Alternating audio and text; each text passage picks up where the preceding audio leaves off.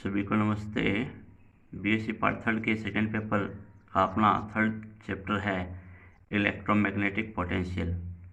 इसमें आज हमें चुंबकीय विभव, सदिश विभव, अदिश विभव और पवासों के समीकरण के बारे में अध्ययन करना है। तो हम प्रारंभ करते हैं अपना चुंबकीय विभव से कि हम जानते हैं कि चुंबकीय क्षेत्र को प्रेरण रेखाओं द्वारा प्रदर्शित किया जा सकता है। प्रेरण रेखाएं या अपन जिसे सामान्य भाषा में ये कहें चुंबकीय क्षेत्र रेखाएं कहते हैं, उनसे प्रदर्शित करते हैं एवं उनसे संबद्ध जो भौतिक राशि है वह भौतिक राशि चुंबकीय प्रेरण भी होती है। चुंबकीय विभव की जो धारणा है, इस धारणा को समझने से पूर्व चुंबकीय प्रेरण बी के अपसरण व कर्ल का अन्वेषण करते हैं या जानकारी प्राप्त करते हैं, क्योंकि चुंबकीय विभव को अदिश विभव में समाविष्ट कर सकते हैं या अदिश विभव के रूप में हम निरूपित कर सकते हैं, परंतु व्यापक रूप से ये सत्य नहीं है। व्यापक रूप से सत्य न होने का मतलब है कि हर जगह ये नियम लागू नहीं होता है, क्योंकि कर्ल बी का जो मान होता है वो हर जगह शून्य नहीं होता है। इसलिए आपके चुंबकीय विभव को जो है वो हम सदिश विभव के रूप में लिखते हैं। तो सबसे पहले अपन ज्ञात करते हैं डाइवर्जेंस ऑफ बी का अपसरण। तो बायो-सावर्त का नियम हमने कक्षा 12 में पढ़ा था और उस नियम का सदिश रूप हमारे सामने है। बी सदिश बराबर μ0I/4π integration dl cross r upon r cube. ये सदिश रूप है। बायो-सावर्त का नियम हमने पढ़ा था, वहाँ पे आर स्क्वायर था लेकिन यहाँ ऊपर आर नहीं था, यहाँ आर क्यूब है तो सदिश रूप है। उस पुस्तक में था भी वही चीज़ है। तो यहाँ आपका dl जो है वो धारा अल्पांश है। इस धारा अल्पांश को धारा घनत्व J के रूप में लिखेंगे तो यहाँ आपका जो समाकलन है ये समाकलन आयतन समाकलन के रूप में आ जाएगा। तो B का मान आ जाएगा μ0/4π आयतन समाकलन J cross r upon r cube dV। यहाँ आपका J जो है वो धारा घनत्व है, क्योंकि धारा I का जो मान होता है वो J डॉट ds होता है। J जो है वो आपका धारा घनत्व है और I dl है, इसको हम J ds dl लिखेंगे तो ds dl जो है वो dV बन गया। तो ये आपको ये रूप मिल गई। अब यदि इस B का मैं डाइवर्जेंस लेता हूँ तो डाइवर्जेंस B जो है, इस B का डाइवर्जेंस लूँगा तो इसका भी मेरे को डाइवर्जेंस, या अपन ये कह देते हैं समीकरण 1 का डाइवर्जेंस लेने पे, तो यहाँ डाइवर्जेंस भी हो गया, डेल डॉट भी हो गया। डाइवर्जेंस हमेशा डॉट प्रोडक्ट होता है, कर्ल जो है वो क्रॉस होता है। डेल डॉट बी बराबर डेल डॉट, और आपका ये मान वापस यहाँ आ गया है। अब ये मान जब आपका यहाँ पे आ गया है तो ये आपका डेल डॉट भी इधर रह गया। μ0/4π को बाहर निकाल लिया है और इस डेल को मैंने समाकलन के अंदर ले लिया है। अब यहाँ आपका ये डेल जो है और जे जो है वो और आर है, ये तीन सदिश राशियाँ हैं। तो सदिशों का त्रिगुणक नियम हमने पढ़ा है। तीन सदिशों का त्रिगुणक नियम ए सदिश डॉट बी क्रॉस सी, वो नियम लगा रहे हैं यहाँ पे। यहाँ ये तीनों सदिश राशियाँ हैं तो सदिशों के त्रिगुणन का जो ये सूत्र है, इस सूत्र को हम यहाँ पे लगा रहे हैं। इसको यहाँ पे लगाते ही हमें μ0/4π बाहर मिल गया और पहले आपका आ गया आर सदिश बटा आर क्यूब। ये आर क्यूब तो नीचे रह गया, सदिश तीन सदिश राशियाँ तो ये है, आर क्यूब तो नीचे है। इसको अपन चाहे तो बाहर लिख सकते थे लेकिन हमने लिखा नहीं क्योंकि ये यहाँ पे 0 होगा इसलिए। तो आर क्यूब तो नीचे बटे में आ गया। पहले ये तीन सदिश राशियाँ हैं तो पहले आपका आर डॉट जो है, जैसे बी डॉट रह गया ना यहाँ ये वाला, तो इसको आप ए मान लो, इसको बी मान लो, इसको डेल मान लो और ये सूत्र अप्लाई कर दो। तो ये सूत्र अप्लाई करते ही आपको ये रूप मिल गया। अब इस सूत्र के अंदर आपको हमने समीकरण 3 ले ली है। चूँकि जे जो है वो स्रोत बिंदु का फलन है, जबकि डेल जो है वो संकारक बिंदु क्षेत्र का फलन है। अतः उपरोक्त समीकरण में, इस समीकरण में जो होगा वो आपका डेल क्रॉस जे जो होगा वो 0 होगा। ये मान जो 0 और ये मान 0 होगा तो ये पूरा 0 हो गया, ये आपका पूरा 0 हो गया।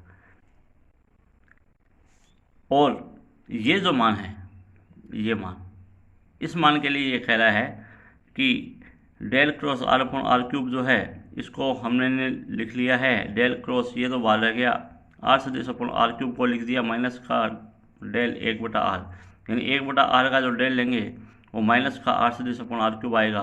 तो जैसे अपन लिखते हैं 2 + 2 को 4 लिखते हैं, वैसे 4 को भी 2 + 2 लिख सकते हैं।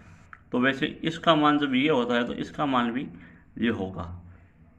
तो इसको इस रूप में लिख लिया। इस रूप में लिखते ही हमने इसको डेल को बाहर निकाल दिया, माइनस बाहर ले लिया 1/r, और ये आपका कर्ल पॉइंट है और ये आपका ग्रेड पॉइंट है।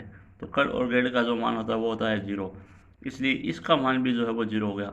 तो ये मान 0 यहाँ पे आ गया और इसका मान यहाँ पे 0 हो गया। इसका मतलब ये दोनों मान जो है वो आपके 0 में चले गए, और दोनों मान 0 में जाते ही पूरा समाकलन जो है वो 0 में चला गया। तो पूरे समाकलन को 0 होते ही आपका डेल क्रॉस बी जो है वो आपको 0 मिल गया। डेल डॉट बी आपको जो है वो 0 मिल गया। तो डेल डॉट बी जब आपका 0 मिल गया तो यह समीकरण जो है वो मैक्सवेल की समीकरण होगी। अब चुंबकीय फ्लक्स फाई जो है वो आपका बी डॉट डी एस होता है। तो बी को हमने डेल डॉट बी लिख दिया है और आयतन समाकलन हो गया, डी एस को डी बी में ले लिया, तो मान इसका हो गया 0। अतः किसी बंद सतह पर चुंबकीय फ्लक्स का जो मान होता है वह 0 होता है, एवं चुंबकीय प्रेरण रेखाएं जो है वो बंद रेखाएं होती है, एवं स्वतंत्र चुंबकीय आवेश का कोई अस्तित्व नहीं होता है। अब सेकेंडली अपन चलते हैं बी के कर्ल में। तो एम्पीयर के नियम से, एम्पीयर का जो नियम है, integration B dot D L बराबर म्यू 0 आई वहाँ धारा थी, तो उस धारा I को हमने जे डॉट डी एस के रूप में लिखा है, क्योंकि जे बराबर आई अपॉन डी एस होता है। तो I का मान जो है वो जे डॉट डी एस लिख दिया। एम्पीयर के नियम का ही एक अन्य रूप है ये, म्यू 0 I की जगह जे डॉट डी एस कर दिया है। तो ये आपका एम्पीयर का नियम है। लेकिन स्टोक की प्रमेय आपको क्या कहते हैं, integration B dot D L बराबर del cross B dot D S.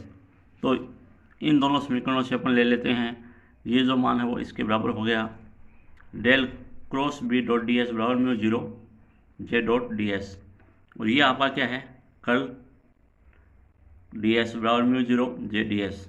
तो ये आपका दोनों तरफ समाकलन और डी एस हटते ही कर्ल बी जो है वो आ गया म्यू 0 जे, समीकरण नंबर 7।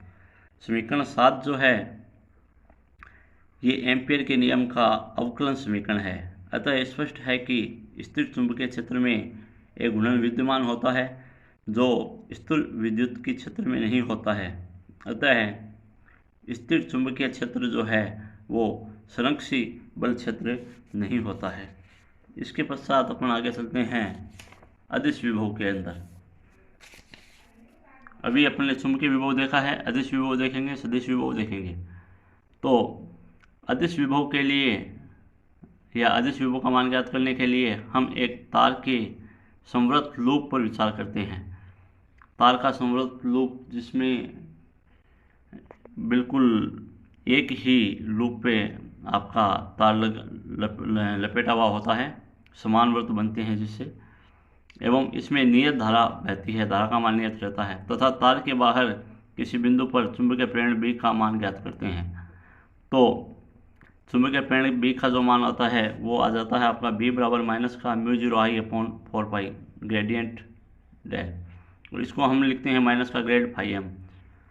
फाई एम का जो मान हो जाएगा म्यू 0 आई अपॉन 4 पाई, और ये घन कोण होता है, इसका निशान ओम जैसा है लेकिन इसको हम कहते हैं घन कोण प्राप्त होता है। तो यहाँ फाई एम जो है, इस फाई एम को हम अदिश विभव कहते हैं, जिसका ऋणात्मक ग्रेडियंट जो है वो चुंबकीय प्रेरण बी के मान को दर्शाता है। अतः जब बी किसी अदिश विभव में व्युत्पन्न होता है तो उस स्थिति में कर्ल बी का जो मान है वो 0 होगा, क्योंकि किसी भी ग्रेडियंट का जो कर्ल होता है वो 0 होता है, परंतु सामान्यतः कर्ल बी का जो मान है वो 0 नहीं होता है। अतः ऐसी स्थिति में बी को किसी अदिश विभव से व्युत्पन्न हुआ नहीं माना जा सकता एवं सदिश विभव की धारणा का सहारा लेना पड़ता है। सदिश विभव अब अपना आता है सदिश विभव एवं प्लाजो का समीकरण। नेक्स्ट जो अपना टॉपिक है वो आप है सदिश विभव एवं प्लाजो की समीकरण। तो किसी सदिश विभव की मूलभूत विशेषता यह है कि यह एक ऐसा फलन है जिसे अवकलित करने पर वांछित सदिश क्षेत्र प्राप्त होता है। जो सदिश क्षेत्र हमें चाहिए वो प्राप्त हो सकता है। तो चुंबकीय विभव में हमने देखा कि डाइवर्जेंस ऑफ बी जो होता है वो 0 होता है। चुंबकीय क्षेत्र बी का जो डाइवर्जेंस होता है वो 0 होता है, एवं किसी सदिश के कर्ल का डाइवर्जेंस भी 0 होता है। किसी सदिश के कर्ल का जो डाइवर्जेंस होता है वो भी क्या होता है, आपका 0 होता है। अतः सदिश ए कोई स्वच्छ सदिश है तो डाइवर्जेंस कर्ल ए बराबर 0 होगा, और बी सदिश जो आ जाएगा वो आपका आ जाएगा कर्ल ए। यहाँ ए जो है वो स्थिति का सदिश फलन है जिसे सदिश विभव कहते हैं। पुनः हम जानते हैं कि कर्ल बी का जो मान होता है वो क्या होता है, μ0 j होता है। तो ये कर्ल बी का जो मान है, ये बी, यहाँ इस बी की जगह बी का मान कर्ल ए रख देते हैं। ये जो बी है इस बी की जगह बी का मान कर्ल ए रख देते हैं। तो फिर आपका यहाँ मिल जाएगा, ये कर्ल तो पहले था और ये कर्ल ए आ गया, तो कर्ल ए बराबर μ0 j मिल गया आपको।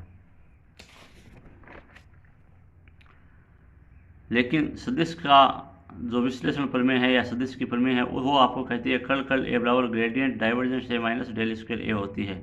ये आपकी प्रमेय है। तो इस वापस वही स्थिति है, ये कर्ल ए का मान ये दे रहा है, जबकि कर्ल ए का मान अपने क्या चल रहा है, μ0 j। तो समीकरण 5 और 6 को बराबर कर देंगे। तो 5 और 6 को बराबर करते ही ग्रेडियंट डाइवर्जेंस ए बराबर माइनस का डेल स्क्वायर ए बराबर μ0 j मिल गया।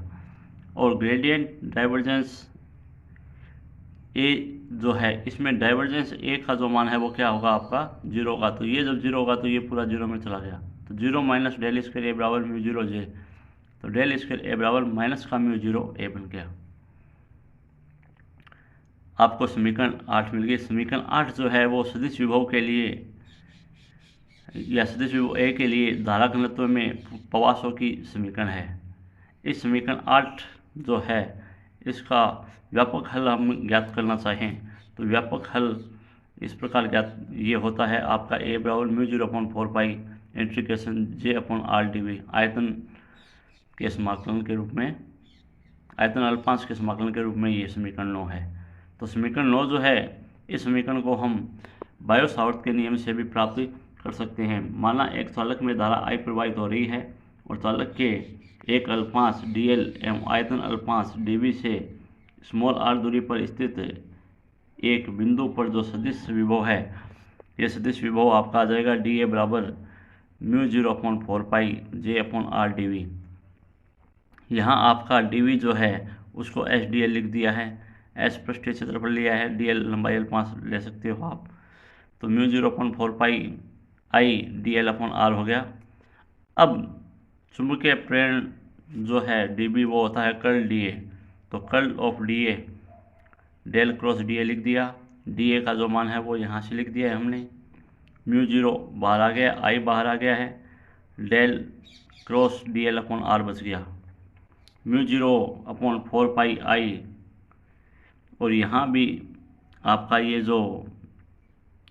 तो बाहर मिल गया, सदिश गुणन है तो 1/r को पहले बाहर रख लिया है, डेल क्रॉस dl कर दिया है, फिर r का सामान्य गुणा है और dl को बाहर लिख दिया है।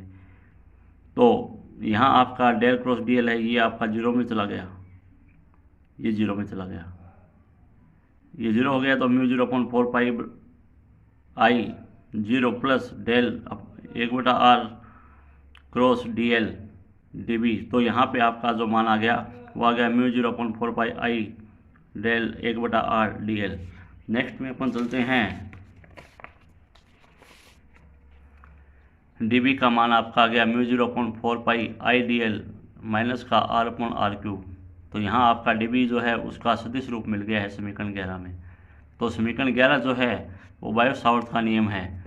समीकरण 11 को सदिश विभव के घटकों के रूप में हम निम्न प्रकार व्यक्त कर सकते हैं जो कि अदिश समीकरण होते हैं। तो ये आपके सदिश घटक है ax, ay और az। μ0/4 पाई तो इनमें कांस्टेंट है आपका, x घटक के लिए jx हो जाएगा, y घटक के लिए jy हो जाएगा और z घटक के लिए आपका jz हो जाएगा। नीचे आपका r है और dv है। तो इस समीकरण के तीनों घटक रूप है ये समीकरण आपकी सदिश रूप में है।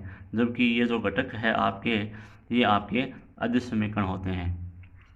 अतः सदिश विभव के घटक जो होते हैं वो दूरी r के व्युत्क्रमानुपाती होते हैं। सदिश विभव एक प्रकार का सदिश क्षेत्र है। इस क्षेत्र की जो क्षेत्र रेखाएं हैं ये सामान्यतः धारा रेखाओं के समानांतर होती है। चुंबकीय प्रेरण B को बिना प्रभावित किए हम किसी फलन का ग्रेडियंट जो है वो सदिश विभव A में जोड़ सकते हैं, जिससे सदिश विभव का हमें नया मान प्राप्त होता है। और ये जो नया मान आता है वो आ जाता है A सदिश बराबर A सदिश प्लस ग्रेड साई। इस समीकरण 13 को हम गेज रूपांतरण समीकरण कहते हैं। अपने नेक्स्ट क्लास में ये गेज रूपांतरण समीकरण काफ़ी काम आएगी। धन्यवाद।